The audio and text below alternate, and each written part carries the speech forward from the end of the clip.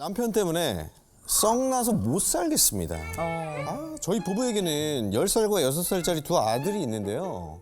첫째가 초등학생이 되고 나서부터 남편이 첫째와 죽을 듯이 싸워댑니다. 아니 본인은 장난이라고 하는데 제가 보기엔 정도가 심하거든요. 초딩 아들을 이겨 먹어야 직성이 풀리는 이 남자. 네가 초딩이냐? 라고 사연을 지금 보내주셨습니다. 어디 계십니까? 네, 반갑습니다. 안녕하세요. 재민이 남편. 이제 어떻게 싸우는지 좀 우리 들어볼 수 있을까요? 저희가 이제 몸으로 놀아주는 게 많아요. 남자아이들이다 보니까는. 그래서 이제 아이들이 침대 위에 있고 이제 공을 던져주면 아이들이 막 피하고 놀아요. 이렇게. 그러면은 저희는 이제 아무래도 어른이잖아요. 그래서 이제 살살 던지고 애들이 피하고 이렇게 피하게끔 해주잖아요. 이렇게. 네. 근데 이제 하다가 점점 하다 애들이 너무 잘하니까 이제 이걸 이제 힘으로 막 120 막 이렇게 120 이렇게 이제 던지는 힘으로 거예요? 던져요. 이제. 근데 10살은 잘 피하잖아요. 아무래도 이제 빠르고 이렇게 하니까. 근데 6살짜리는 아무래도 잘 맞잖아요. 그러니까 못 맞고 이렇게 하고 아프다고 막 이래요. 근데 한 번 뭐 얼굴에다 팍 던져가지고 얼굴 팍 맞아가지고 얘가 빨개지면서 막 우는 거예요. 그래서 그리고 나서야 이제 얘가 이제 끝난 거예요. 이제 그게 거기서 이제 끝난 거예요. 좀 심각해야 끝나는구나. 네, 그리고 또 다른 거는 이제 저희가 이제 베개 싸움을 막 이렇게 하게 됐어요. 이제 또 몸을 놀아주는 건데 한 대 좀 심하게 맞았나 봐요. 이제 예상과는 달리게 너무 세게 맞았나 봐요. 갑자기 그 베개를 내리찍는 거 막 애를 막 애한테 막 내리찍어가지고 애가 목이 막 꺾이고 막 이래요 막. 그래가지고 애를 너무 심하게 하니까 너무 심하게 하지 마 이러면서 이제 제가 남편을 이렇게 딱 했더니 이제 남편도 이제 세게 맞으니까 저랑 이제 싸우게 된 거예요. 둘이서 베개 싸움 된 거야. 누구 하나 피 터져야 끝나는구나. 그리고 이제 눈이 많이 온 날이 있었잖아요. 놀았나 보다. 그래서 이제 근데 그날 이제 같이 나가도 놀았대요. 그래서 되게 재밌게 잘 놀아줬다는 거예요. 그래서 그래 다행이다 잘 놀았나 보다. 그래서 이제 애들한테 물어봤어요. 애들아 어떻게 아빠랑 눈놀이 재밌었어? 그랬더니 둘째가 엄마 그 아빠가 던진 거를 맞았는데 패딩에서 폭탄 소리가 났어요. 이러는 거예요. 소리 났구나. 폭탄 맞는 줄 알았어요. 이러는 거예요. 그래서 정말 경쟁을 좀 하는 건가? 약간 좀 심하게 하는 것 같다. 약간 그렇게 생각이 들어서. 근데 왜 항상 피해는 둘째가 뭐. 아버님께서 평소에 좀 자주 하시는 말투가 좀 몇 개 있다면서요? 아니 이제 애들이 자기 말 안 듣고 막 이게 밥 먹을 때도 막 하루 종일 걸려요. 막 애들은 그렇잖아요. 그렇죠. 그러면은 내 집이니까 나가래요. 내 명이니까 나가. 이러는 거예요. 내 명의 명이니까 얘기까지 너희 이 나와요? 집에서 나가. 이러는 거예요. 제가 궁금한 거는 그 집의 명의가 지금 누구죠? 진짜 명의 그거는 사실이 맞습니다. 혹시 아이들에게 너무한다고 생각했던 거 하나만 좀 꼽아볼게요. 이것까지는 왜 이러나 이 양반이? 진짜 이것 때문에 제가 이성을 잃었거든요. 아무래도 이제 애가 이제 10살이고 6살이다 보니까는 눈 떠서 싸우고 이제 딱 감을 때까지 싸워요. 진짜 하루 종일. 그렇죠. 예, 그래서 이제 소아과를 갔는데 그 진료실에서도 엄청 싸워요. 막 도저히 못 보겠는지 애를 데리고 나가는데 막 애가 아프면서 나가요. 아프면서 나갔어요. 첫째가 이제 억울했나 봐요. 너무. 그래서 아빠 근데 왜 나만 이렇게 세게 하고 제 집인이는 왜 안 해요? 왜 저처럼 안 해요? 이래가지고 그랬더니 아빠가 너 지금 나한테 따지는 거야? 이러면서 갑자기 아이한테 너 내려 이러는 거예요. 차에서? 예, 차에서 내리라고 너 걸어오라고 이러는 거예요. 그래서 문 딱 닫고 차를 타더니 출발을 해버린 거예요. 진짜 화나셨구나. 그래서 제가 그때 내려서 애기 찾으러. 그래서 애가 울 줄 알았거든요. 근데 애가 갑자기 눈에서 살기가 막 느껴지면서 아빠는 아빠 자격 없어요 막 이러면서 자기를 버리고 갔잖아요. 여기서 그걸 느껴지면서 그걸 느껴지면서 진짜 이건 진짜 안 된다. 그러니까 지금은 아이들이 어리잖아요. 이제 좀 있으면은 이제 5학년이고 6학년이 되면은 당연히 이제 힘으로도 안 되고 그럴 텐데 이 아이랑 부딪히면 이제 완전 틀어져 버릴 것 같은 거예요. 나중에. 그러니까 멀어질까 봐요. 아내분이 지금 정말 많은 얘기를 하셨는데 다 진실인가요? 그 침대에서 공놀이 하는 부분은 애들이 벽면에서 이제 골키퍼를 하고 싶어 해가지고 벽을 맞추는 걸 하는데 애들이 너무 잘 막는 거예요. 그 애들의 표정이 있잖아요. 이거밖에 안 그거밖에 되냐. 못 던져? 예, 약간 승부욕을 약간 자극해주는.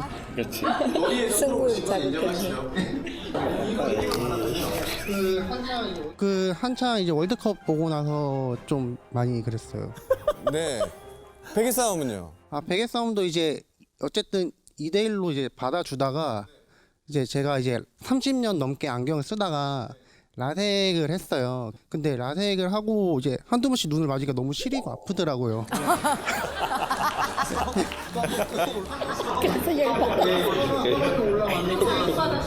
진심으로 싸우는 거죠.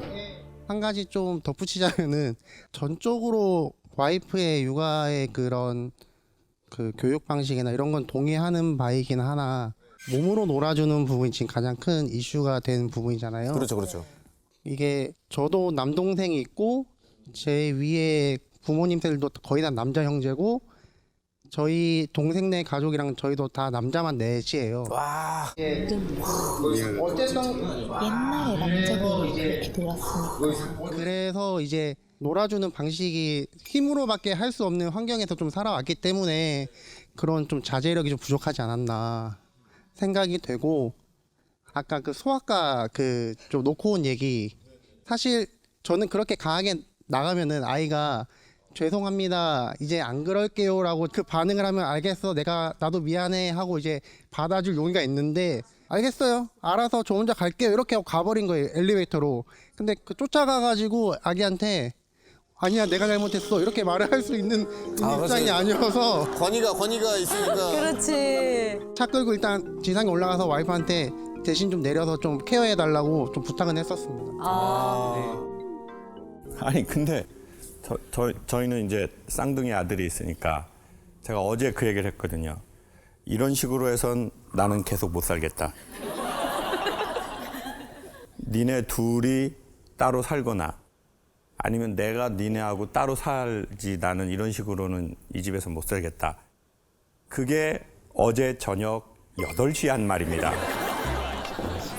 아니 제주도에 쌍둥이 애들하고 한번 간 적이 있는데 이 새끼들이 그러니까 끼들이라니요. 왜냐면 얘네 쌍둥이니까 형이고 나발이고 없어요. 더 싸우지. 그리고 저는 이제 어떻게 하다 보니까 옛날 사람이 되니까 이 새끼들이 어른이 있고 아빠가 있는데도 지들끼리 큰 소리를 내? 그러니까 이거에 대한 제가 화가 있더라고요. 이 새끼들이 집에 어른이 있는데 쥐들이 어른인 줄 알고 그거에 대해서 제가 막 순간 이렇게 되더라고요. 그리고 또 이제 한 2번, 3번 경고를 줬는데 이제 막 그러니까 거기가 한림 지역이었는데 거기 이제 양배추 밭에 내려버렸어요, 애들을. 그래서 제가 아까 그 얘기 하길래 너무 놀래가지고 내려, 나가. 나가. 양배추 밭으로 가.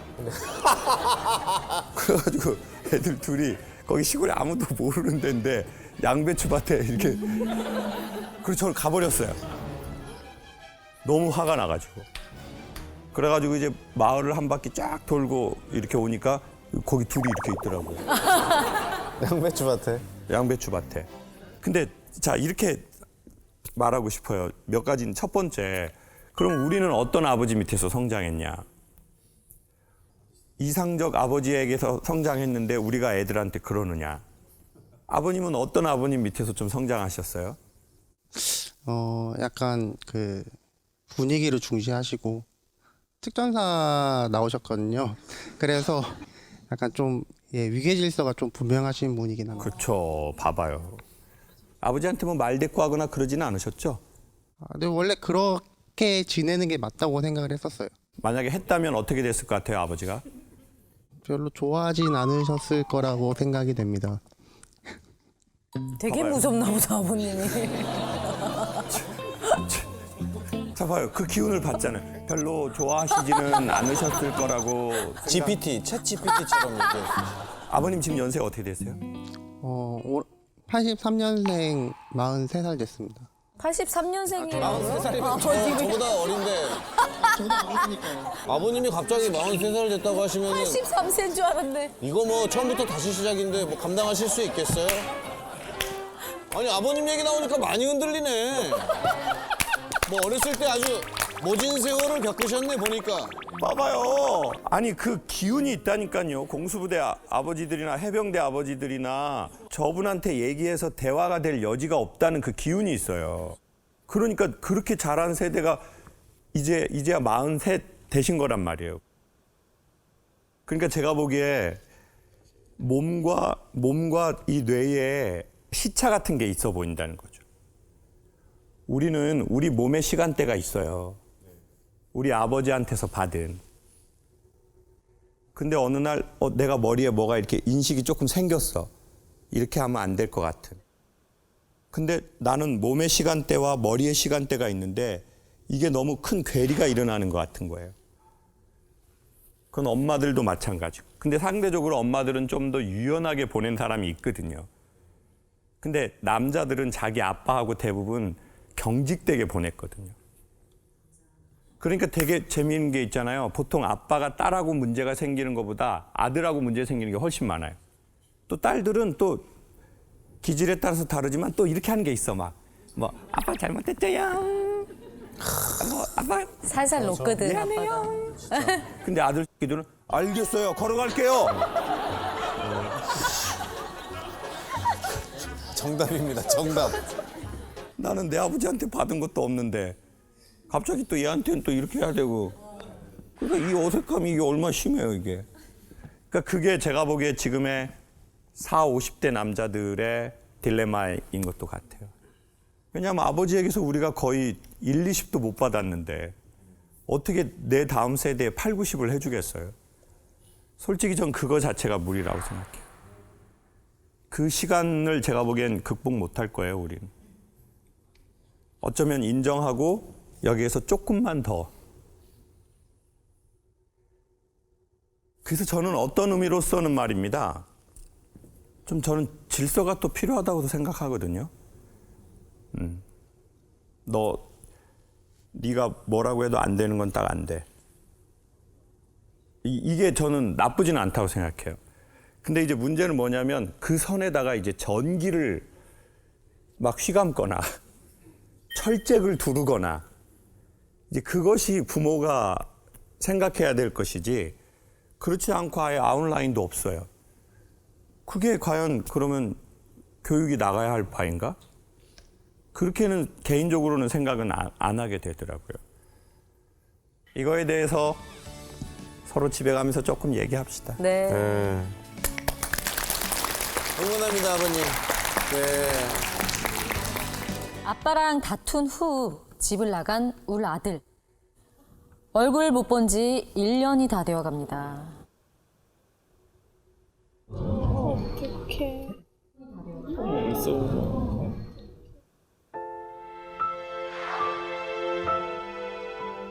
달래도 보고 화도 내어보고 소통이 문제였을 뿐 큰일도 아니었다고 생각했는데 그 후로 깨톡 답장 하나 받지 못해 매일매일 속이 타들어갑니다. 어떻게 된 거야?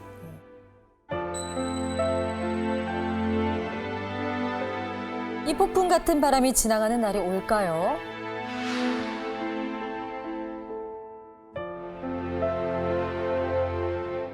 아, 그럼 지금까지 아예 연락이 끊긴 상태예요? 아, 네. 작년 10월 24일 날 해병대 제대하고 나서 3일 뒤 27일 날 아빠랑 잠깐 막 확 싸우고선 아빠가 너 그럴 거면 나가. 알았어. 그러고 나가버렸어요. 그럼 나갔어요? 네. 진짜. 알았어요. 나갈게요. 그 표정이었다.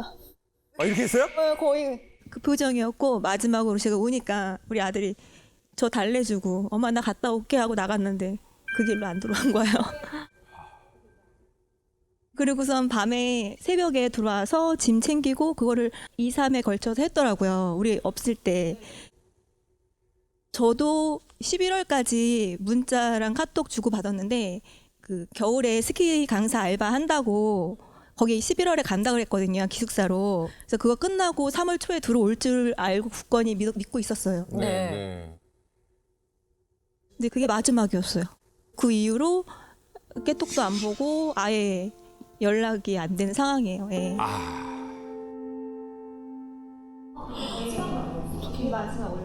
마지막 얼굴. 그 가족 구성원 중에 연락이 되는 가족이 아예 없습니까? 동생하고는 연락을 하는 것 같더라고요. 아, 그러니까. 동생이랑.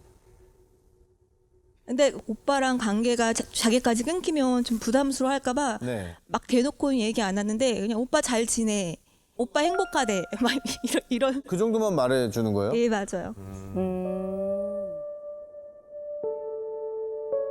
근데 학교 복학은 했더라고. 제가 학교 전화해서 물어봤거든요. 복학을 했는지. 그러니까 복학은 했고 학교 주변에 원룸 얻어가지고 살고 있다고.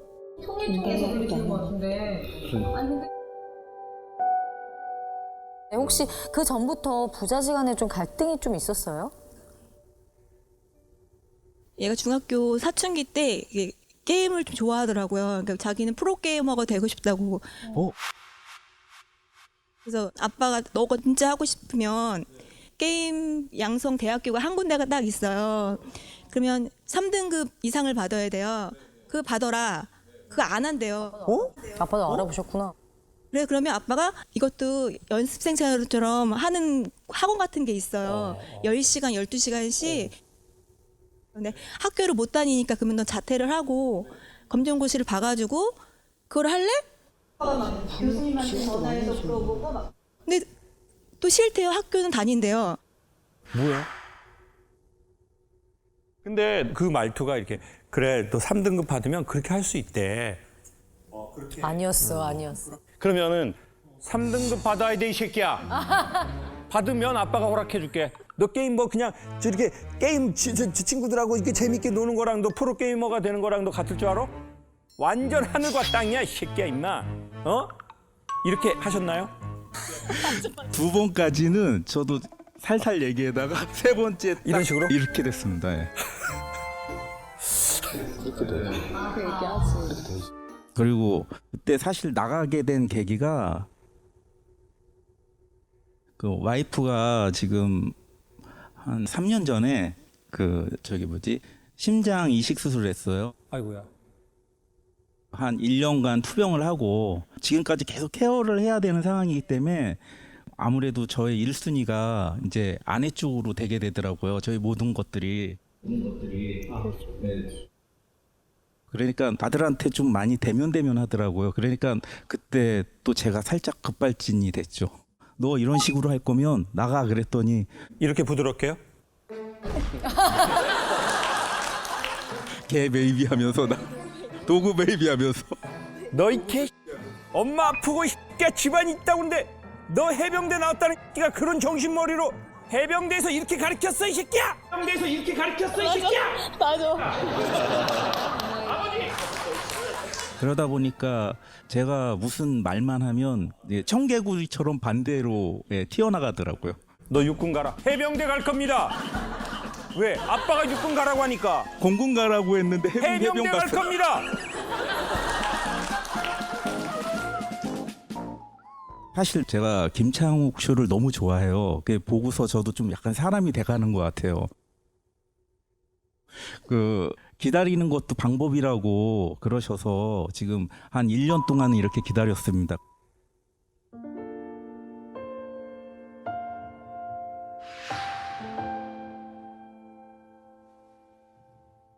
근데 지금 사실 좀 조바심도 생기고 그렇죠, 그렇죠.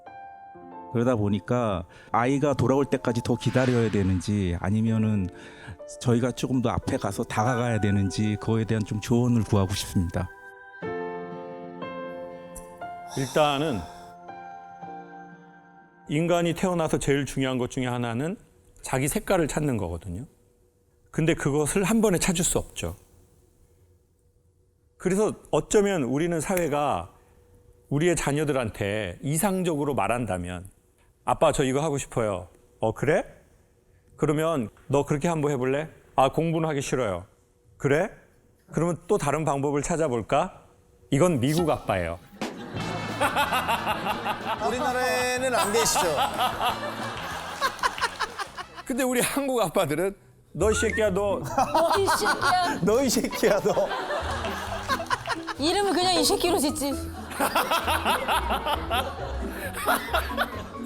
아니 근데 이렇게 안 할 아빠가 어디 있어요? 다 이렇게 말이 나가지. 나도 내 아빠한테 그 말 듣고 자랐는데 지금의 40, 50, 60대 남자들은 맞아요. 근데 내가 애 낳았다고 어떻게 갑자기 그래 우리 아들 뭘 원하니? 이렇게 되는 집은 없어. 없어. 그리고 또 그때 또 엄마가 너무 위급한 상황이었고 나는 정신도 없는데 이 새끼가 조금 알아서 딱딱딱 해주면 좋은데 내가 보기엔 대도 안 할 거 하면서 지 하고 싶다는 것만 하고 그러니까 막 정신이 없다 보니까 더 이렇게 단돌이 하려고 말을 탁 하셨겠죠. 그럼 이제 아들은 이제 어떤 심리냐? 나도 알아. 엄마가 생사를 왔다 갔다 하고 그러니까 이제 나도 눈치를 봐. 나도 참어. 아들도 여러 번 생각을 했을 거예요. 아씨, 왜 말을 저렇게 하시지? 그러니까 아들은 그때 많이 상처를 아마 받은 것 같아요. 어떻게 그게 한 번 싸웠다고 나가겠어요. 근데 이제 왜 나갔겠어요? 해병대에서 힘을 기른 거야. 다르게 말하면 곤조라는 걸 기른 거죠. 아, 깡을 길렀구나. 저는 이런 생각이 들어요. 제가 이제 결혼을 안 하니까 저는 이제 근데 그게 아빠 때문이라고 생각을 했거든요. 아빠가 사는 거 보는 거 별로 좋지도 않은데 결혼 안 한다고 막 뭐라고 하는 거예요. 그래서 제가 그냥 뭐 이제 돈 드리고 뭐 쓰세요 그랬더니 그래 고맙게 잘 쓸게 이러면 되는데 장가를 가라고 이놈아 나이를 먹었으면은 이렇게 다 하신 거예요. 그래서 제가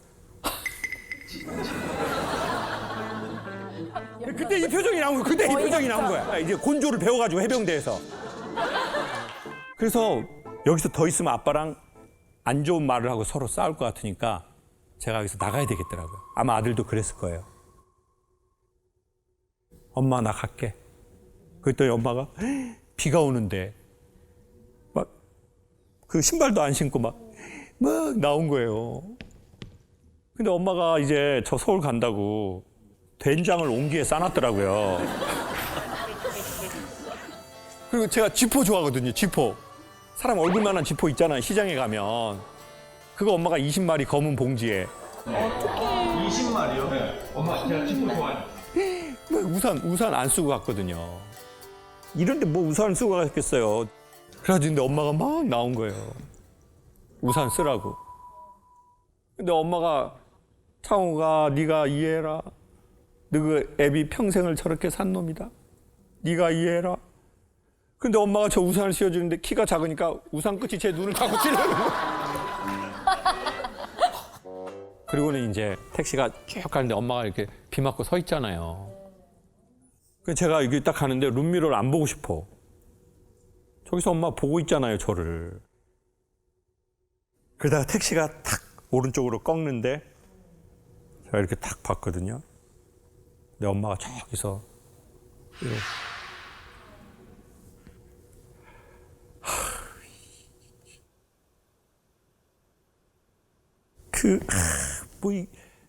말로 할 수 없는 이 뭐? 아유. 아들도 제 마음과 비슷할 거예요. 절대 마냥 행복하지는 않을 겁니다. 엄마 아픈 것도 알고, 또 내 꿈도 생각하고, 내가 실패하더라도 나를 좀 밀어줬으면 좋겠는데, 인생이 한 번에 10점짜리 관역을 맞출 수는 없는데, 뭐 그런 과정일 겁니다. 그래서 저는 이렇게 말씀드리고 싶어요. 기다리되 아빠가 엄마가 어떠한 마음을 갖고 기다리는 것을 아들은 알면 좋다.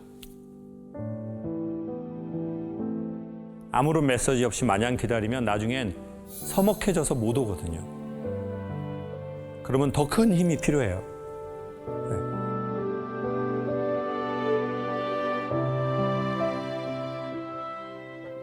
항상 너를 생각하고 너가 행복했으면 좋겠어.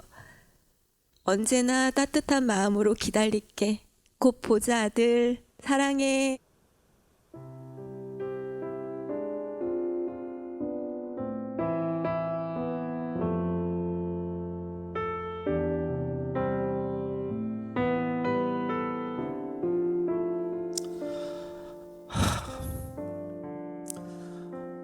나의 사랑하는 아들 김건희.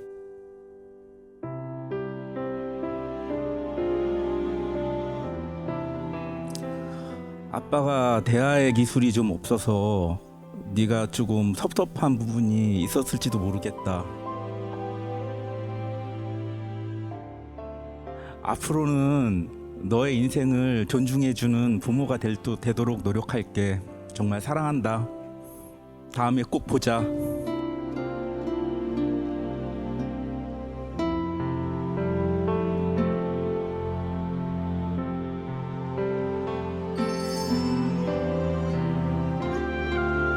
자, 이번 사연은 이렇게 시작합니다. 31세 큰아들을 육아 중인 워킹맘입니다. 어렸을 때는 죽어라 뒷바라지 했다면 지금은 아들이 운영하는 샐러드 가게에서 하루 8시간씩 노가다를 하며 육아를 하고 있습니다. 저는 언제쯤 아들에게서 해방할 수 있을까요? 이제 정말 은퇴하고 싶습니다. 엄마를 부하 직원으로 쓰기가 진짜 쉽지 않거든요. 그렇죠. 상당히 난감한 사회 같은데 혹시 어디 계신가요? 엄마를 부하 직원으로 쓰기가 진짜 쉽지 않거든요. 그렇죠. 상당히 난감한 사회 같은데 혹시 어디 계신가요? 여기 계시네. 저기 또. 남매 사이 같아요. 네네. 아니, 어머 어떻게 하다가 아드님을 이렇게 사장님으로 모시게 된 일이 생겼을까요? 제가 오래 다니던 그 회사를 건강이 좀 안 좋아서 그만두게 됐는데 계획된 건 아니었는데 그 날짜에 맞춰서 오픈을 한 거예요. 근데 아드님이 엄마가 그만둔다는 걸 알고 있었습니까? 그 전에? 알고는 있었습니다. 근데 그 날짜가 겹쳤다고요? 의도치는 않았지만 엄마의 은퇴 날짜가 언제인지 난 알고 있는데 그날 공교롭게도 샐러드 가게를. 공교롭게 정말 원래 어머니는 저의 계획에는 없기는 했었거든요. 저는 직원도 있으니까 가서 주방에서 설거지나 좀 해줘야 되겠다. 그런데 직원이 이제 한 분이 그만두고 또 한 분이 그만두고 두 분이 그만두니까 아들 걱정하지 마. 내가 다 해줄게. 그리고 두 명의 몫을 제가 다 한 거예요. 그러다 보니까 그냥 어머무를하게 직원이 돼버린 거예요. 그 샐러드가 막 나가는 시간이 점심시간 이렇게 되면은 샐러드는 뭐 빼주세요, 뭐 추가해주세요 이렇게 맞아요. 많이 와요. 네. 그러면 그걸 보고 뒤에 넘겨주고 이제 총괄을 하잖아요. 그러면 이렇게 보면 멀리서 그게 보이나 봐요. 어머니 혼 빼라고 했잖아요. 야채 많아요. 막 이러는 거예요. 근데 그 시간이 되면 굉장히 우리 사장이 예민해져요.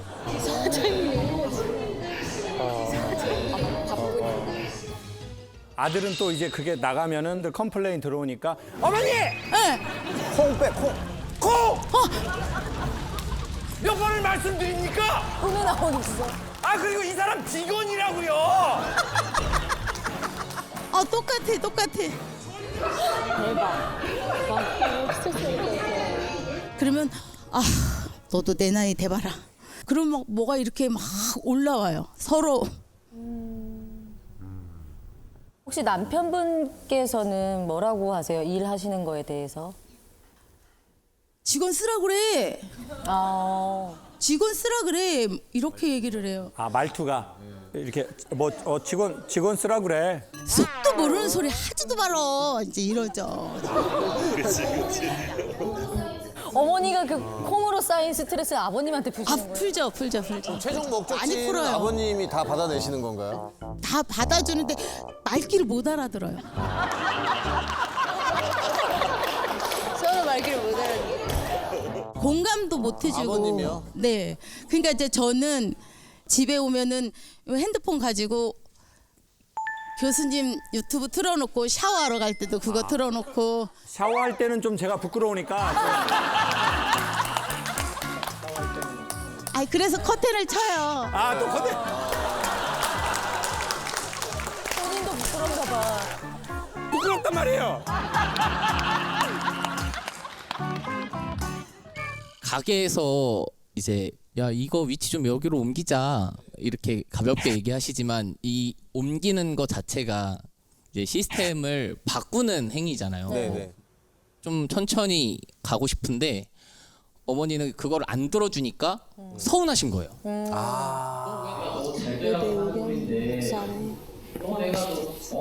너 왜 내가 너 잘 되라고 하는 소린데 너 망하라고 그러냐? 너 잘 되라고 그러니까 내가 너 여기 나와 있는 거야. 내가 너 망하라 그랬으면 내가 여기 너 나오지도 않았어. 막 말투 똑같아요. 말투가 새엄마 같은 느낌인데? 예민해지시면은 나 안 해. 너 혼자 해 하고 가세요 그냥. 또 박차고 가시구나. 근데 또 가게 문제 없게 끝까지는 하고 가세요. 손님이 있으니까 막 여기서 화내고 있다가 손님들 오면 어서 오세요 이렇게 하시는데 야, 그래서 어서 오세요. 네. 나 갈 거야. 예. 진짜. 그리고 제가 보기엔 또 엄마가 내가 이렇게 얘기하면 엄마 어떻게 그런 생각을 하실 수 있어요. 엄마 내가 아무리 사장을 오래 해도 엄마가 슈퍼바이저를 오래 했잖아. 그러니까 엄마가 보는 것대로 내가 딱 해보니까 되게 좋더라고. 그러면 이제 엄마는 또 막 신이 나가지고 그랬을 텐데 엄마 이건 다 여기 그게 있어. 엄마가 과거에서 했던 게 여기에서 통한다고 생각하지 마 엄마. 엄마는 콩이나 빼 엄마. 진짜 그 콩이 중요한 거야 엄마. 엄마의 과거는 잊어 엄마. 그게 엄마의 앞길을 막는 거야 엄마. 엄마 나 성격 알잖아. 나 한 번 틀린 말 안 하는 거 알잖아 엄마. 이러니까 엄마는 이제 그래 알았다. 그래 너 잘났다. 맞아요. 맞아. 잘났다. 네가 어느 날 하늘에서 뚝 떨어진 줄 알지? 엄마가 너 키워서 이렇게까지 온 거야. 엄마 이제 콩 안 먹어 이 새끼야. 또, 안녕하십니까? 네. 안녕하십니까? 네. 안녕하십니까?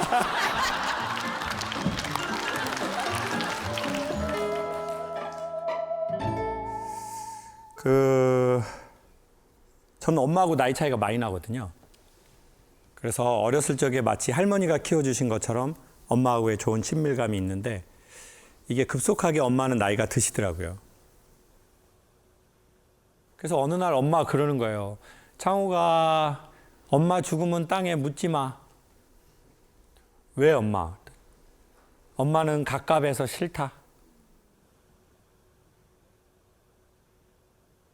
엄마 18에 너그 애비한테 시집을 와갖고 60년 넘게 아침 6시, 오후 1시, 저녁 7시에 밥을 차렸다. 엄마는 여기저기로 훨훨 날아다니고 싶으니까 엄마 죽으면은 태워갖고 뼈가루를 사늘로 들로 뿌려줘. 엄마는 갑갑해서 싫어. 근데 그 얘기가 무슨 얘기인지 조금은 알겠는 거예요. 시간이 조금씩 지나면서. 내가 하고 싶지 않을 때에도 30년, 40년, 50년, 60년을 그 주방에만 있었다고 생각해 보세요. 나 별것도 아니지만 여기저기 좀 돌아다니고 싶다 이거죠.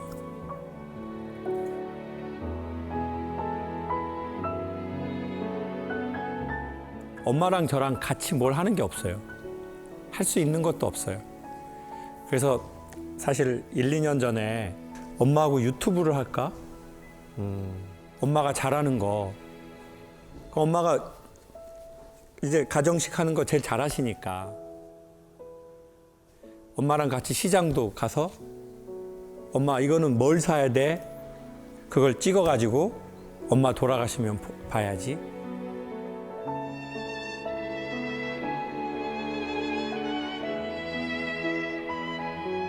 그래서 제가 나 엄마 요리 조금 배우려고. 엄마 근데 어렸을 때랑 지금이랑 맛 똑같아. 엄마 그거 비결이 뭐야? 그랬더니 미연을 조금 넣어야 돼.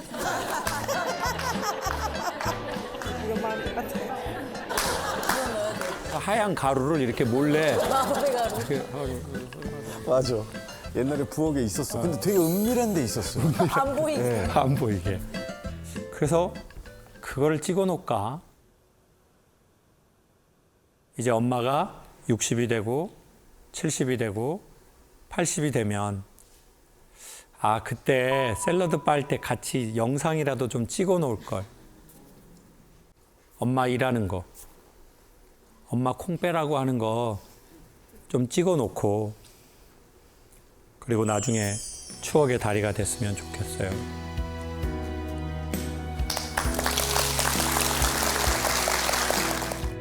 화장도 수고했어. 고마워요. 감사해요. 어머니 오늘 맛있는 거 먹으러 가요. 좋아요? 제 신랑은 사기 사건을 수사하는 경찰입니다. 경찰서 내에서는 범인을 잘 잡는다고 소문도 나고 범인들은 신랑을 무서워하는데 남편이 13년간 못 잡는 사람이 하나 있습니다.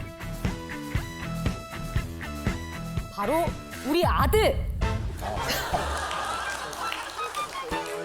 서로에게 잡힐 듯 잡히지 않는 이 부자를 어쩌면 좋을까요? 자, 또 쉽지 않습니다. 아들 잡기. 어디 계시는지 한번 일단 먼저 만나보도록 하겠습니다. 어디 계십니까? 가운데 계시는 분. 반갑습니다. 아들이 어떤 식으로 안 잡히는 건가요? 저희 아들이 아빠를 좀 이렇게 무슨 이렇게 말을 하든지 해도 귀등으로 듣지도 않고요. 그리고 뭐 자기한테 관심이 없다 생각하고 뭐 아빠 뭐 내가 몇 학년 몇 번인지 알아? 뭐 이런 식으로 물어보고 우리 신랑은 이제 자기가 또 법이나 이런 거 잘 아니까 뭐 이렇게 설명하려면 듣질 않아요. 아예. 그러면 아드님이 뭐 무시 아닌 무시를 좀 하는 것 같은데. 아니 남편분은 밖에서 그 범인을 잡는 일이 사실 보통 카리스마나 이런 기세와 이런 걸 가지고는 잡을 수가 없는 일인데 아들을 대할 때하고 밖에서 근무할 때하고 아예 다른가요? 많이 다른가요? 제가 볼 때는 좀 다른 것 같아요. 드라마나 이런 데 보면 경찰서 가면 좀 무섭잖아요. 막 카리스마 있고 네. 책상 막 뛰어넘어가지고 이렇게 다니고. 신랑 말은 이제 범인들이 오면 앞에서 달달달달 떤대요. 진짜 떨고 막 울기도 하고 그렇게 한다는데 저는 과연 경찰서에서 잘하고 있는 건지 조금 의심스러울 정도. 밖에서 모습이 상상이 안 될 정도로. 네네네. 자상하죠. 자상하면서 구속을 시켜드릴게요. 이런 식으로. 무섭네. 구속을 시켜드릴게요. 되게 고분고분수가 찰 것 같아. 예. 혹시 몇 년 차 정도 되셨습니까? 지금 일하신 지 그러면? 한 23년 차고요. 수사만 한 15년 차 정도. 그러면 아드님한테 좀 많이 상처를 많이 받으셨나요? 네, 정말 상처를 많이 받습니다. 일단 제가 아들을 위해서 1년간 휴직도 했고요. 애 이유식을 먹이고 육아에 전념하려고. 그래서 1년 휴직을 했고. 이야. 근데 이제 중요한 거는 기억을 못해요, 애가. 그 밥 챙겨줬을 때가 언제입니까? 지금 1살, 2살 때? 1살? 아니. 선생님, 제가 이거 하나 말씀드릴게요. 저희 그 애들이 1살, 2살 때 해외여행을 진짜 많이 갔거든요. 아무것도 기억을 못해요.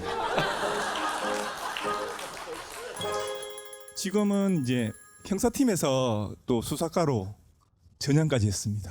형사는 이제 불규칙하니까 그러니까 애랑 같이 이제 시간을 많이 보내지 못하니까 그걸 포기하고 애한테 오로지 퇴근 이후에는 같이 시간을 보내겠다.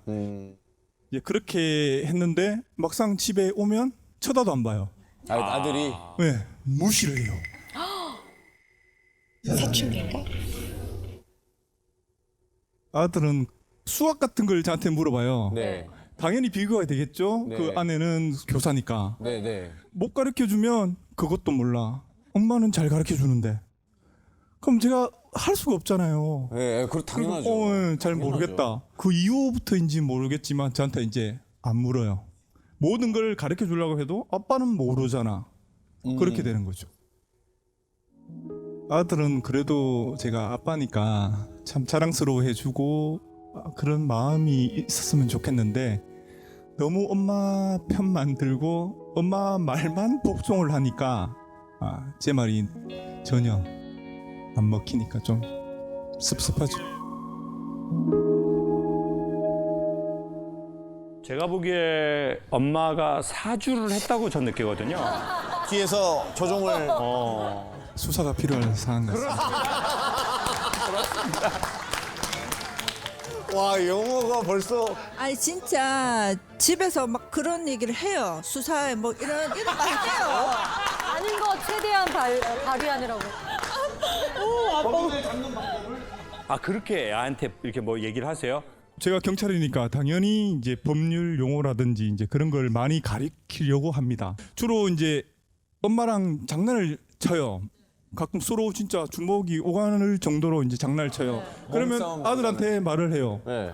야, 너 존속 폭행이야. 애한테 존속 폭행이야? 너 일반 폭행보다 가중돼. 하지 마. 자, 아버님 이미 결론 네. 났고요. 아버님. 아니 아닙니다. 저희 아들 측도 내가 아들 측도 아니, 영어가 진짜 다르시네. 아들 측도. 예, 아들 편도 들어줍니다. 아들 편도 들어주고. 너는 존속 폭행이지만 엄마가 너를 때리면 아동 학대죄야. 아, 이거 쌍방이야. 숨이 턱턱 막. 너 존속 폭행이야. 근데 저는 이런 생각이 좀 들어요. 어려서 그 주먹대장이라는 만화가 있었거든요. 주먹대장요? 네, 오른손이 엄청 두꺼운. 알아. 네, 그래서 막 바위 같은 것도 이렇게 부시고 그러는 주먹대장이 있었어요. 여기가 이만큼 큰. 근데 어떤 한 분야의 일을 모든 세상 분야에서 탁월하게 잘하는 사람들은 약간 주먹대장 같이 되는 거에 있는 것 같아요. 그러니까 내가 엄청 탁월함으로 개그도 잘하고 사업도 잘하고 범인도 잘 잡고 그러면 이게 커지잖아요. 네. 그래서 이걸로 유용하게 막 쓰는 거예요. 잘하니까. 근데 탁월한 사람들이 바보가 많거든요. 전 제가 강연에서 뭐가 좋은 성과가 막 고맙게 생겼어요. 어느 날 조금씩. 그러다 보니까 어느 날 내가 하나를 조금 탁월하게 하는 바보가 되네라는 느낌을 느낀 적이 있어요. 그리고 내가 균형을 잃어가네. 생각을 해보니까 저는 이렇게 잘 안 서 있으려고 하거든요. 보세요. 강연자가 이렇게 선다고 하는 게 말이 안 되잖아요. 제가 이렇게. 이렇게 안 돼요. 왜냐하면 누군가가 슬픈 얘기를 보통 힘든 얘기를 저한테 하시잖아요. 그럼 어떻게 하냐? 이렇게 한다고요. 제 포즈나 이런 걸 보시면 이래야 재밌고 이래야 누구 말을 듣고 있는 거잖아요. 이게 다 안 좋은 자세야. 말씀드린 것처럼 대면 영업을 하고 제가 이해를 못하거나 최악의 상태의 사진을 찍은 것 같아요. 아, 그래요? 그러니까 제 체형이 계속 콘서트 할 때도 방송할 때도 다 틀어져 있는 거예요. 다 안 좋은 거예요. 근데 어떻게 이렇게 하냐고요, 내 직업의 특성상. 범인을 잘 잡으려면 형사님만 아는 노하우가 있잖아요. 그리고 고도로 그게 발전하고 발달되거든요. 그러면서 이게 나한테 습이 붙어요. 그러면서 또 우리는 몇 가지가 생기는 것 같은데, 첫 번째, 내가 이렇게 힘들게 사선을 오가면서 일하고 탁월한 거를 내는 걸 내 가족이 좀 알아주고 인정해주고 놀라줬으면 좋겠다. 그러니까 그렇게 하면 그거는 뭐 이렇게 전문 용어를 썼을 때 아빠 나 진짜 이런 거 너무 막 영화 보는 것 같아. 막 아빠는 어떻게 이런 용어를 잘 알아? 그리고 아내한테도 뭐 이렇게 자기는 진짜 나 완전 항상 그런 영화 보는 것 같아. 이렇게 해줘야 이제 남자는 우쭈쭈 되는 게 있잖아요. 맞잖아요. 그러면 신나. 힘든 것도 없어. 그리고 막 더해. 근데 이제 또 그런 얘기들을 여성들은 별로 안 좋아한다고요. 그런 뉘앙스도 별로 안 좋아해.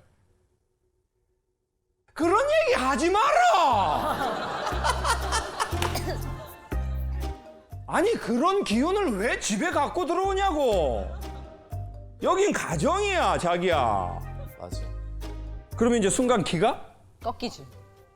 죽어버려요. 그렇죠. 그러니까 이제 남편 입장에선 이거는 좀 섭섭하다. 목숨 바쳐서 밖에서 조직을 위해, 국가를 위해, 국민을 위해 하고 있는데 좀 멋지다 대단하다 해줘야지 뭐 그런 얘기를 여기서 뭐하러 하냐고 진짜 뭐 그리고 두 분은 이쪽 전문가잖아요. 개그, 코미디 이쪽 전문가란 말이에요. 근데 이제 제가 분야가 겹치잖아요. 있죠. 교집합이 있어요.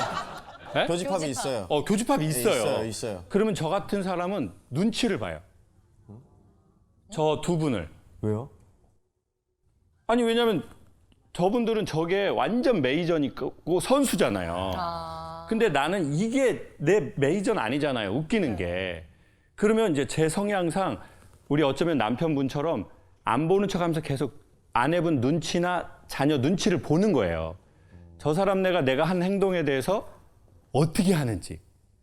그걸 안 보는 척하면서 다 봐요. 그리고는 이제 두 분이 저게 진짜로 웃겨서 웃거나 저희가 막 합이 맞아서 너무 웃길 때가 있거든요.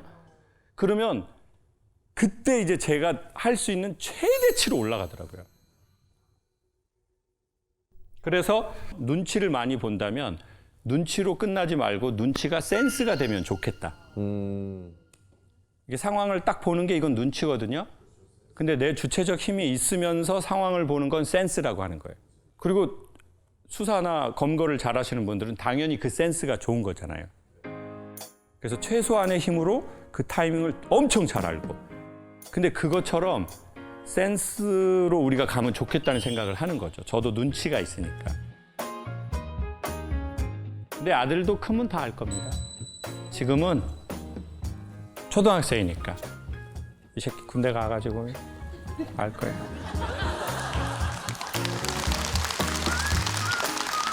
중2, 초5, 초4 세 아들을 키우고 있습니다. 첫째가 중2가 되면서 전두엽에 오류, 일명 사춘기를 맞이하면서 확 변했는데요. 초등학교 땐 전교 회장도 하고 공부도 곧잘 하던 애가 지금은 게임에만 푹 빠져서 정신이 안드로메다로 가 있습니다.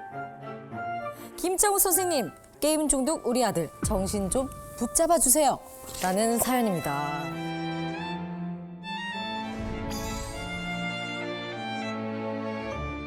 또 어디 계신지 한번 만나볼게요. 어디 계십니까? 아, 반갑습니다. 반갑습니다. 대체 어느 게임에 어느 정도 빠졌을까요? 발로란트라고 총 쏘는 게임인데 심할 때는 학교에서 일찍 돌아오면 3시 반 이렇게 해서 다음날 새벽 3시, 5시까지 한 적도 있었어요. 12시간? 그래서 이제 좀 끄자 그러면 대답은 영혼 없이 이거고 예 하고 제가 이제 들어가 자면 누워 있는데 이거 키보드 소리 있잖아요. 따가닥 그러면서 이제 뭐라 해요. 아, 이거 토크온 하는구나. 네. 그러면 누군가는 그 다른 중학생들도 거기 지금 안 자는 거 아니에요? 그죠? 그쵸. 그 집도 문제네. 야, 니네 엄마 자냐? 이제 이게 어느 시간대는 친구들이랑 하고 그 시간이 넘어가면 이제 아시아 서버 이런 데로 가서 외국인 친구들이랑도 하는 거죠. 글로벌하게 놀고 있죠, 이끼는. 그러면은 영어는 많이 늘지 않을까요? 설마. 영어는 좀 하는 것 같아요. 뭐야?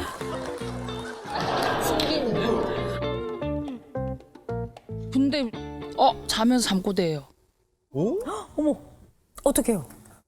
그 거기 나오는 캐릭터 이름 대면서 뒤로 그 A 뭐 날려 뭐 이런 거.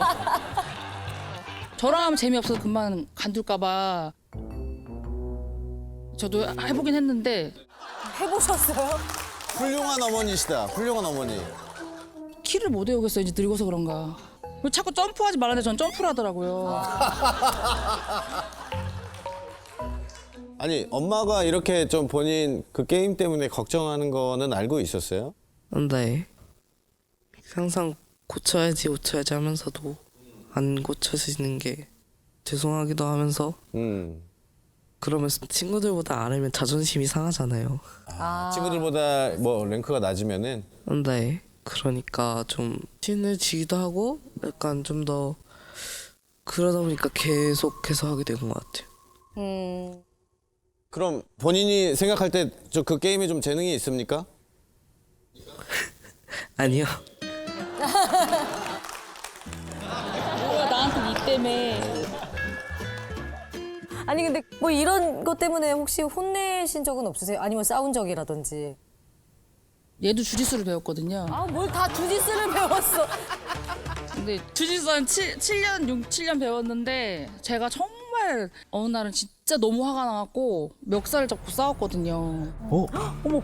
근데 멱살을 잡았는데 저를 후려치는 이 내려치는 이 아우. 저 지금 팔 나갔습니다. 네. 아, 주짓수는 대체 무슨 무술이길래 그것만 배우면 이길 수가 없네. 제가 항상 누누 얘기하는 게 기본적인 건 하자라고 하는데 일단 이 패턴이 너무 안 좋아지니까 아이가 몸이 별로 이제 상태가 안 좋아지는 것 같이 보여요. 식습관도 문제가 생겨요. 밤늦게 먹게 되고 살도 이렇게 안 쪘었던 애가 이제 좀 살도 오르고 하니까 뭐 그게 지금 제일 문제예요.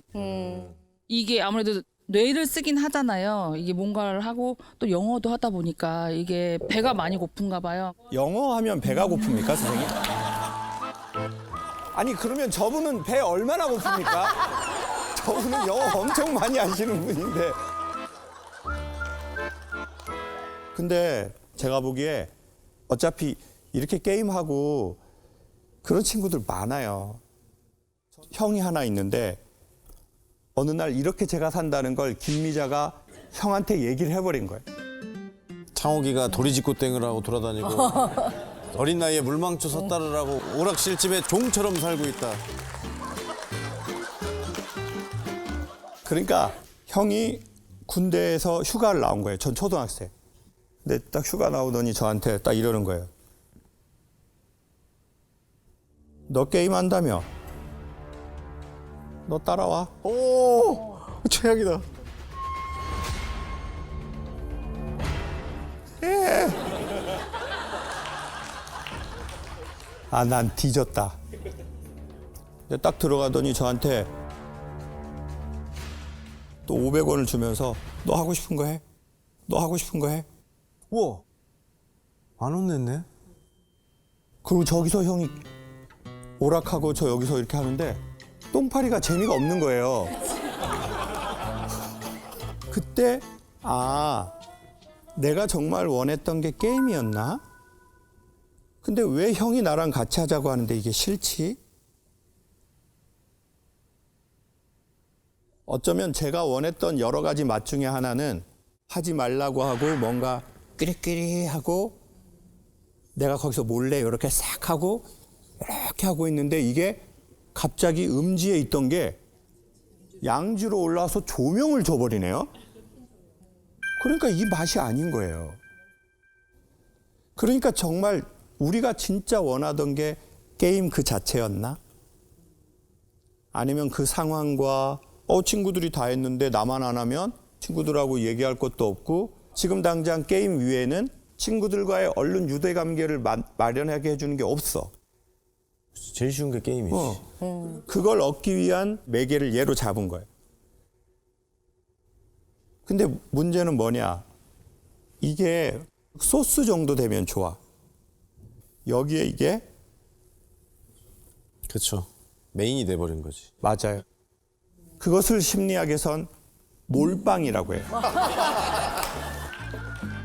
친구 인정? 네. 근데 문제는 뭐냐? 그러다 보면 친구가 생각하기에 안 하고 싶은데 근데 이미 쟤가 나를 땡겨. 게임이 나를 하는 순서가 온다는 거예요. 그러다 보니까 나중엔 나에 대한 자학이 생겨. 아씨, 나 왜 이렇게 살지? 그 마음이 좀 친구 생긴 적이 있어요? 네. 그래. 언제적부터? 최근 들어 좀 그런 것 같은데 PC방 말고 집에서 하다 보니까 동생들이 좀 많이 보더라고요. 그래서 자꾸 동생들도 하게 되는 것 같고 일단 동생들이 하는 이유는 원인이 일단 첫 번째가 저인 것 같다고 생각해서 그럼 마음이 훨씬 더 무거워지죠. 네. 그래. 착하니까 그래. 안 착한 애들은 엄마, 애들도 다 자기 운명이 있습니다.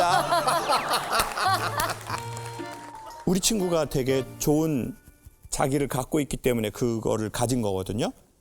내가 싫어. 그러니 계속 친구가 이렇게 살진 않을 거예요. 결국 자기의 무언가를 찾아갈 거예요. 맞아요. 그러니까 친구한테 추천하고 싶은 건 게임을 끊어라는 말이 아니라 오늘 아저씨랑 얘기하면서 뭔가 마음에 조금 생각하게 된 거 있죠? 네. 그래. 친구가 그걸 충분히 인지할 수 있다고 생각해요. 그리고 게임 좀 해요. 그러면 희한하게 그 맛이 좀 전과는 달라질 거예요.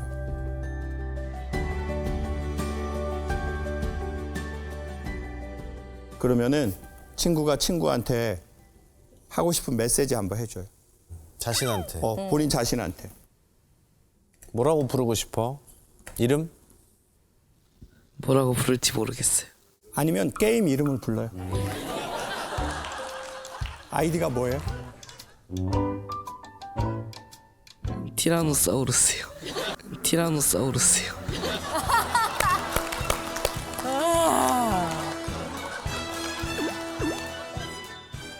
티라노사우루스야.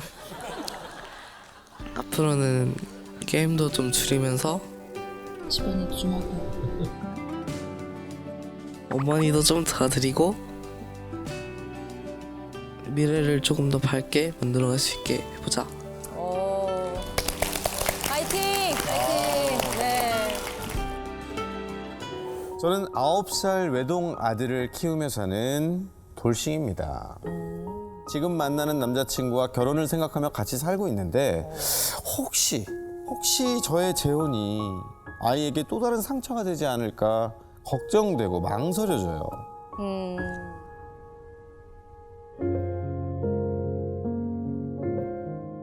아이에게 아빠를 만들어주고 싶다가도 오히려 아이를 생각해 헤어져야 하는 건가 싶기도 하고 마음이 계속 왔다 갔다 하는데 저는 대체 어떻게 해야 할까요? 라고 사연을 보내주셨어요. 직접 만나보실게요. 어디 계신가요? 네, 반갑습니다. 네, 반갑습니다. 실례가 안 되면 아이가 아들인지 딸인지 한번 여쭤볼 수 있을까요? 아들입니다. 아들입니다. 네. 그럼 아이에게 혹시나 상처가 되지 않을까 고민이 좀 된다고 하셨는데 그렇게 생각하게 된 이유가 좀 있을까요? 자기가 선택하지 않은 재혼 가정이 되는 게 나중에 성장 과정에서 엄마는 마음대로 그냥 둘에서 셋이 돼버렸고 이렇게 원망을 할까봐 나중에 그래서 아예 전혀 이제 결혼이라는 거는 이제 나는 이제 아니다 이번 생은 아니다라고 생각을 했는데 한날 아이가 크게 잘못된 행동을 해서 회초리를 들고 이야기를 아이랑 했어요. 훈육을 했는데 사람인지라 너무 화가 나서 감정적으로 대하고 나가 이렇게 소리를 질렀어요 아이한테. 어머. 근데 아이가 눈물을 뚝뚝 흘리면서 혼자 옷을 입고 나가더라고요. 아이고. 근데 제가 잡고 싶었어요. 그러니까 이리 와서 다시 얘기하자 안아주고 싶었지만 저는 이미 아이에게 훈육 도중이었고 나가는 아이를 잡지 못하고 아이는 복도에서 소리 없이 울고 저는 그 걱정이 되니까 그 현관문에서 문 닫은 채 둘이 소리 없이 그냥 울었던 적이 있었어요. 근데 거기서 문득 생각이 나는 게 신은 부모를 둘로 만든 이유는 있을 거라고 갑자기 문득 생각이 나더라고요. 너무 마음을 닫고 살았나, 새로운 가정에 대한, 결혼에 대한 벽을 너무 쌓고 살았나. 그래서 조금씩 열린 거예요, 마음이. 그러면은 남편 되실 분은 지금 여자친구분께서 아이 때문에 결혼을 좀 고민하시는 것 같은데 알고 계셨어요? 네. 싫다고 계속 밀어내긴 했는데 그냥 결혼을 왜 망설이냐, 그 이유가 뭐냐 하고 이제 아들 때문이다. 그러면 저는 그거는 좀 아닌 것 같다. 더 만나보고 그래도 아니면 그때는 뭐 어쩔 수 없지만 그게 아니라면 한번 만나보는 것도 나쁘지 않겠냐. 그러면은 남편 되실 분은 초혼이신 거예요? 이분 결혼하시면? 그럼 아이에게 어떤 아빠가 되어주겠다라고 뭐 다짐을 하신 게 있어요? 그냥 다 똑같지 않을 거예요. 그냥 어느 누구보다 더 아빠 같은 아빠. 진짜 멋있으시다. 맞아요. 그럼 혹시 뭐 남자친구분과 이제 함께 사시면서 아이나 본인에게 좀 바뀐 점들이 좀 더 있을까요? 일단 패턴이 상당히 바뀌었어요. 그냥 아침, 점심, 저녁 잘 잤어? 잘 자? 이불 덮어주고 셋이 함께 하게 됐잖아요. 좋네요. 맞아요. 네. 그게 저는 아이를 의식하지 않았는데 아이가 심리 상담을 해요. 받고 있는데 심리 상담 들어가기 전에 아이가 스티커를 붙여요. 오늘 기분의 스티커. 아, 기분 스티커. 네네네네. 네. 근데 보통 다 화남이었어요. 아이가 늘.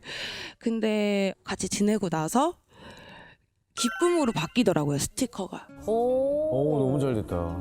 그래서 선생님이 이유를 물어봤대요. 왜 이렇게 기뻐해? 요새는 기쁜 일이 많은가 봐 했는데 요새는 마음에 후시딘을 그 연고를 바른 것처럼 그냥 뭐 이렇게 나 다 낫는 것 같아요 라고 선생님한테 그렇게 말을 했다는 거예요. 그러니까 아빠의 부재가 좀 많이 상처로 여겨졌었나 봐요. 네. 근데 저는 몰랐어요. 저는 그냥 제가 모르고 싶었었나 봐요. 아마도. 그럼 남자친구분과 아이의 관계는 어떻습니까? 같이 캠핑도 다니고요. 아이가 뭐만 하면은 삼촌한테 사달라 해야지, 삼촌한테 해달라 해야지 이런 사이예요. 삼촌이라고 아직 호칭을 네, 하는군요. 아드님한테는 어떤 호칭으로 부르세요? 저는 아들이라 합니다. 벌써 아들이라 하시는구나. 그럼 엄마가 만약에 아드님을 막 혼내시면 삼촌한테 달려가요? 아직 그러진 않아요. 그러니까 어색해서 아이를 다루는 게 처음이니까 제가 화를 내면 혼자 조용히 나가더라고요. 화내면 그 공간에서 피하는구나. 네. 내가 만약에 화를 내면 아들한테 그냥 괜찮냐라고 한마디만 해줘라. 이렇게 그럼 고맙겠다 했어요. 본인이 화를 안 낼 생각은 안 하고 역시 근본 해결사.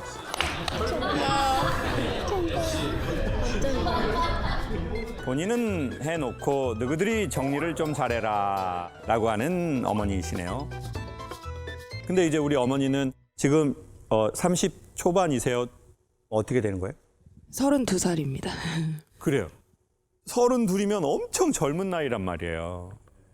근데 그 사고의 프레임이 옛날 사람들이 갖고 있는 좀 요 딱 그 시선에 대한 요 그 프레임이 있으신 것 같아요. 그게 뭐냐면 또 이번에 내가 두 번째인데 또 여기서 또 내가 끝이 좋지 않으면 어떡하지? 그러면 아이는 더 스트레스를 받을 텐데, 더 나에 대한 신뢰가 없어질 텐데, 더 상처를 받을 텐데, 그러니까 애초에 시작하지 말아야지. 지금 32살인데 저희 큰 누나 같단 말이에요. 지금 큰 누나 몇 년 있으면 칠순이란 말이에요. 그래서 저는 이렇게 말씀드리고 싶어요.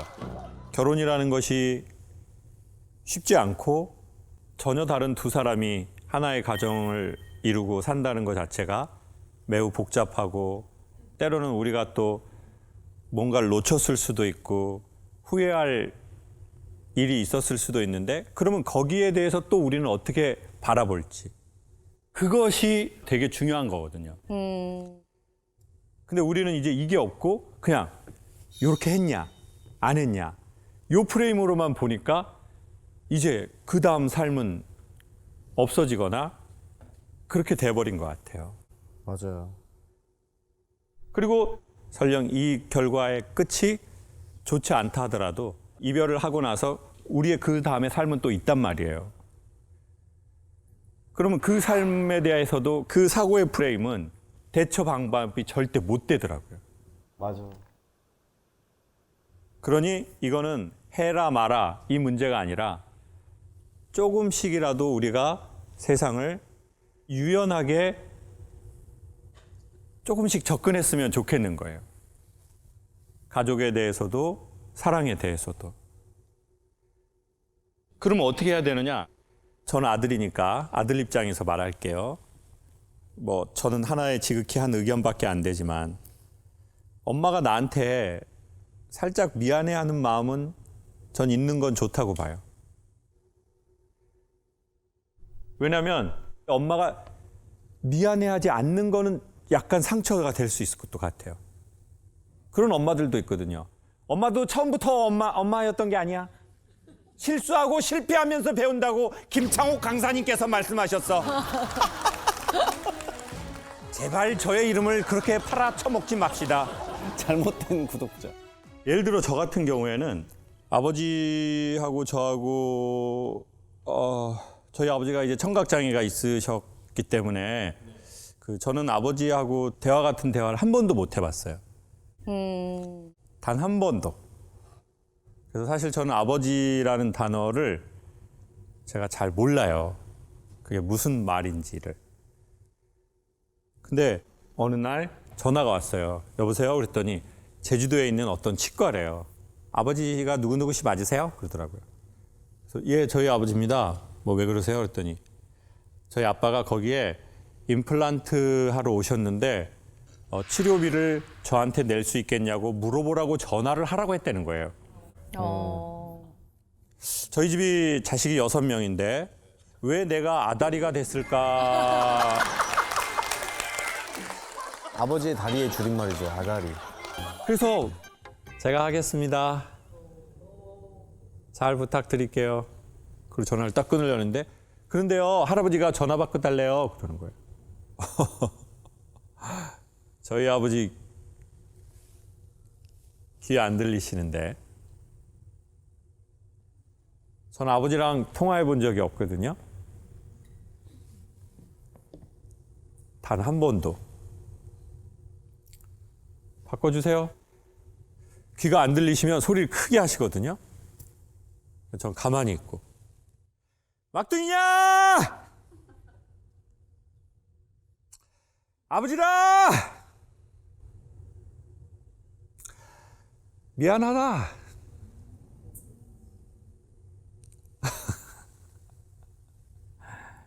내 미안하다는 얘기를 진짜 미안하신지 작게 하시더라고요. 마음이 진짜 미안하신가 보네. 그 생각이 들더라고요.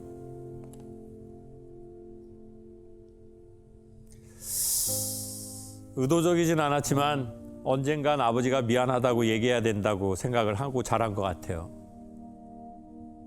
아빠는 엄마한테 미안하다고 해야 돼. 그리고 자식들한테 미안하다고 해야 돼. 마찬가지예요.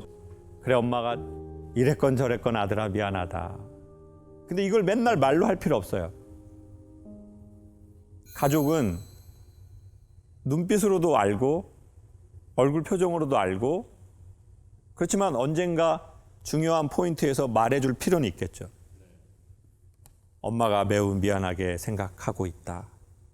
그게 엄마의 가슴에 큰 돌이 되었다.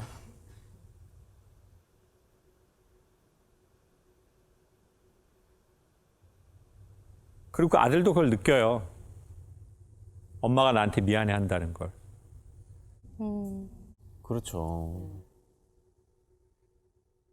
근데 아들들이 그러진 않아요. 엄마 나한테 미안해야 돼. 이런 아들들은 아마 거의 없을 거예요.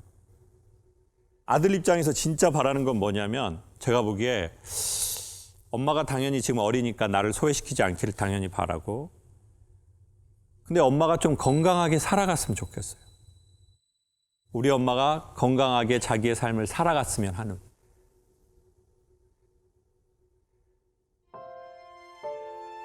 누군가와 그래도 조금 나긋나긋한 좋은 관계로.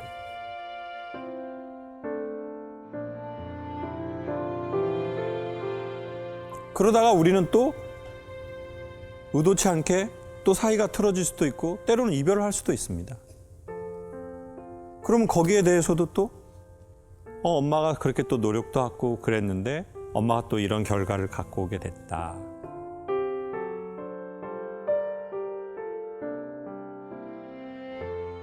저는 그런 방향이 더 좋은 것 같아요. 너무 아무것도 두려워서 하지 못하는 것은 비추 같습니다. 지금 찾아온 것이 매우 진솔하고 괜찮은 사랑이라면 저는 주사위를 던져보시라고 말하겠습니다.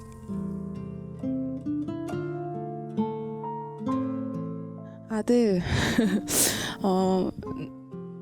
우리는 너가 제일 소중해.